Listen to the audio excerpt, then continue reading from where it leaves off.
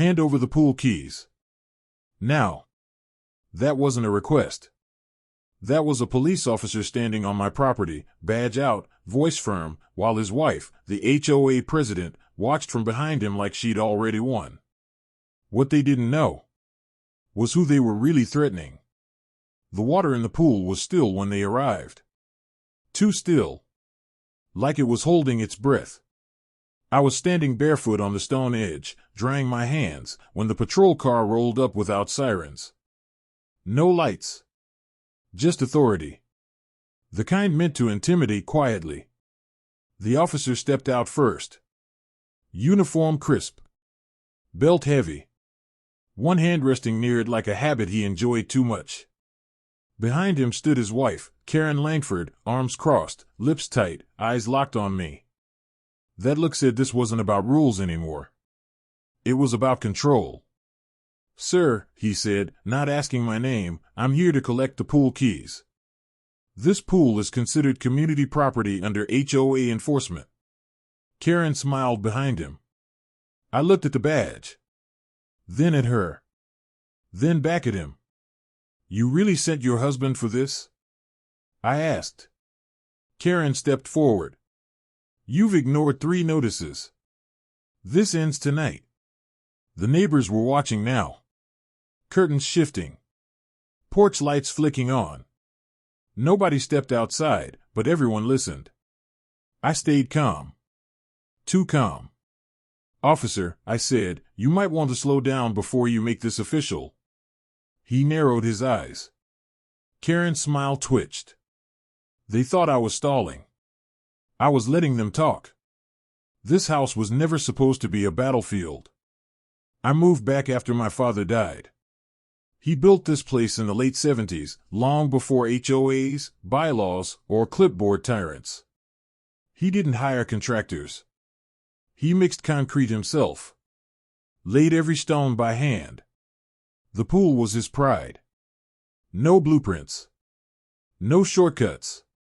Just sweat, patience, and stubborn belief that if you built something right, no one could take it from you. Every summer of my childhood lives in that water. The sound of cicadas. My dad sitting on the edge, boots off, telling me, "Don't let anyone rewrite what you've built." When I came back, the pool was cracked. Leaves everywhere. But it was still solid. Still ours. The HOA showed up 6 weeks later. Karen Langford didn't knock like a neighbor. She knocked like a landlord. Blazer in July. Clipboard tucked under her arm. Smile practiced enough to be dangerous. "Welcome to the community," she said. "I'm the HOA president." She handed me a glossy pamphlet titled Community Harmony Guidelines. I skimmed it. Lawn height. Fence colors. Noise limits. Then she said it. "We'll need to inspect your pool." I laughed. Thought she was joking. She wasn't. The first violation notice came 2 days later. Unapproved water structure. Inspection required. Then fines. Then warnings. Then final notices. At every HOA meeting, Karen spoke like she was reading a script only she could hear. Rules were weapons to her. And she wielded them with pleasure. Her husband, the cop, was always nearby. Sometimes his cruiser sat just close enough to my driveway for the headlights to hit my mailbox. Never a ticket. Never a reason. Just a message. The fines jumped fast. Thousands. No hearings. No appeals. One afternoon, Karen cornered me by the fence. "You think this is your father's land," she said quietly. "But around here, we do things by the book." "Whose book?" I asked. She smiled. "Mine." That night, a violation notice appeared taped to my gate. Bright orange. Impossible to miss. The next week, a drone hovered over my pool. Then noise complaints, anonymous, of course. Claims I was running a commercial facility. I don't even play music. Every complaint triggered another letter. And every letter was delivered by her husband. Uniform on. Engine idling. No conversation. That's when I stopped reacting and started documenting.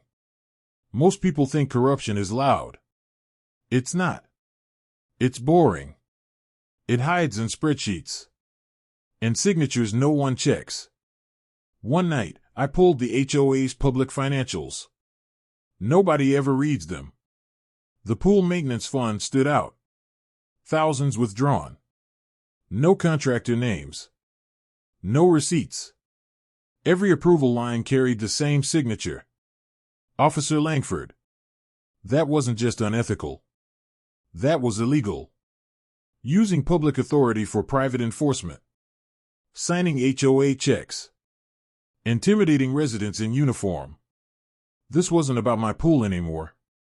This was about abuse of power. Karen liked to talk. She never asked questions. If she had, she might have noticed something. I didn't argue like a normal homeowner. I didn't threaten lawsuits. I didn't panic. I logged. Recorded. Archived. Because documentation is muscle memory for me. Before I moved back here, I worked federal investigations. Quiet ones. The kind where patience matters more than volume. I knew how cases collapse. And I knew how they're built. So when Karen escalated, I let her. The emergency HOA meeting was standing room only. Karen stood at the front like a judge. "We have a homeowner refusing compliance," she announced, eyes locked on me. Murmurs spread. Then her husband stepped forward. "As enforcement liaison," he said, "I'm here to collect community property. The pool keys." The room went silent. Karen folded her arms, victorious. I stood up slowly. "Let's make this official," I said. That's when the engines arrived. Low. Heavy. Precise. Federal SUVs. The blue lights filled the room like a truth nobody could ignore. Karen's smile died instantly. 2 agents entered. Calm. Professional. Behind them was a man I hadn't seen in years. Miller. "Mrs. Langford," he said evenly, "we have a federal warrant to seize HOA financial and operational records." Karen laughed. Nervously. "This is ridiculous." Miller didn't blink. "You're under investigation for wire fraud, misappropriation of funds, and obstruction." Her husband moved instinctively. An agent stopped him with one sentence. "You are not acting in any official capacity." The badge meant nothing now. Karen turned to me, finally understanding. "You're not just a homeowner," she whispered. "No," I said. "I'm the reason they're here." Karen was charged within weeks. Her husband was suspended pending review. The HOA dissolved.